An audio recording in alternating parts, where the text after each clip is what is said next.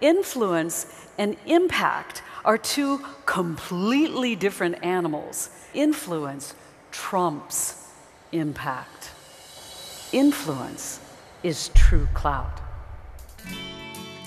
And now, please welcome our keynote speaker, Connie Dieken. Influence leads people to commit, not comply, to volunteer, not surrender. And I believe that every person in this room has the ability to influence others.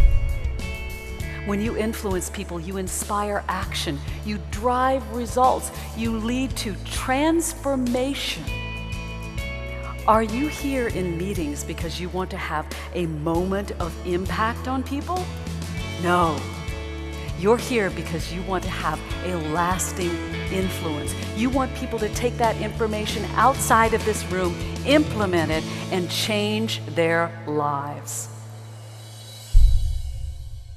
I believe that communication is critical to success because as a leader, what that really boils down to is getting your message so that it's heard, understood, and then acted upon. And so real leaders today have to be able to cut through all of the clutter that's out there and have their voice be the one that people listen for and respond to positively. We women have been conditioned to believe that we're not enough, that we need the right hair and makeup, the right clothes and the right shoes in order to have a nice outer presence. And as difficult as it is for me to say, it's not about the shoes. The late Steve Jobs, in his famous Stanford speech, said, "Don't let the noise of others' opinions drown out your own inner voice." Dr. Martin Luther King, "I have a dream," he said.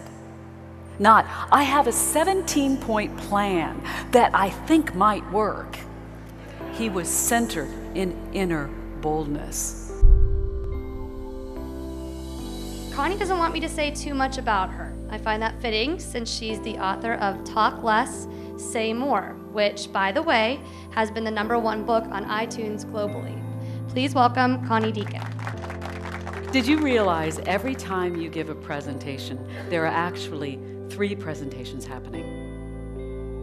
There's the one you deliver, the one you wish you had delivered, and the one the audience experiences. Of these 3, which one matters?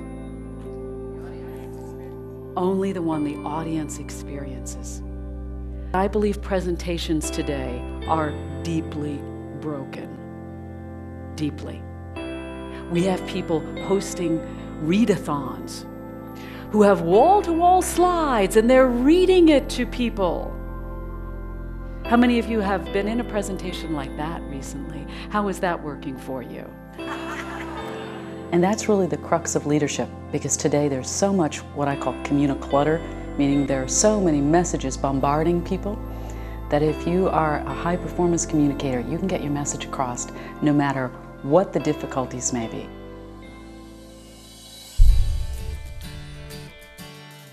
In the mid-1980s, in a moment of youthful audacity, I became a television anchorwoman.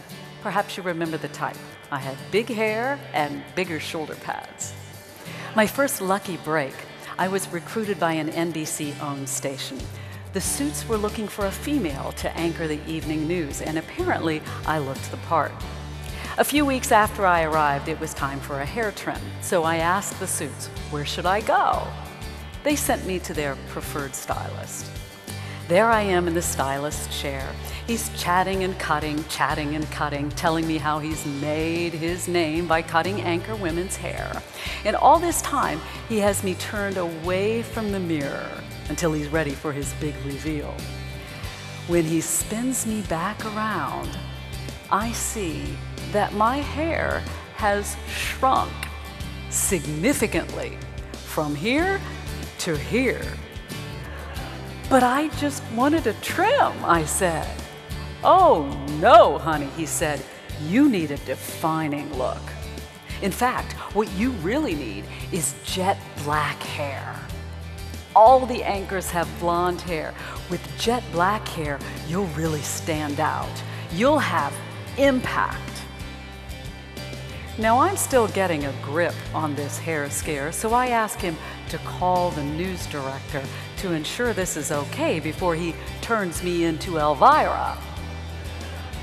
He gets on the phone, lays out his big plan, and turns decidedly pale. We've been summoned. Back to the television station we go, up to the corner office, to the TV troika that is lying in wait. The general manager, station manager, and news director. They take one look at my short due and say to the stylist, "What in the F-bomb did you do to her?" Now it's my turn. The rage continues. That is not the blankety blank image we hired. We hired hot. You're now ugly. People will race for their remote controls to turn you off. In that moment, I had impact. What I lacked was influence.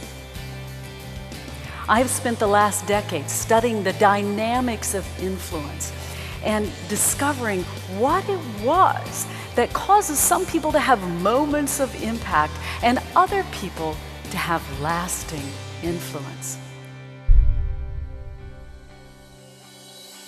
Your purpose is your power. What's your purpose? You must believe there's something bigger at play than just you. And by the way, there always is. Inner boldness is based in purpose. You're fueled by something bigger than you. Do you bring it? People are not influenced by your presence. Impacted, yes. Influenced, no. And why is that? Because your presence is not what you look like. Your presence is how you make people feel. When you are centered in inner boldness and convey messages that are compelling and deliver them with an authentic outer presence, you will have a return on influence. You'll gain true clout to inspire actions and drive results. Thank you very much for coming today. I appreciate it. Thank you.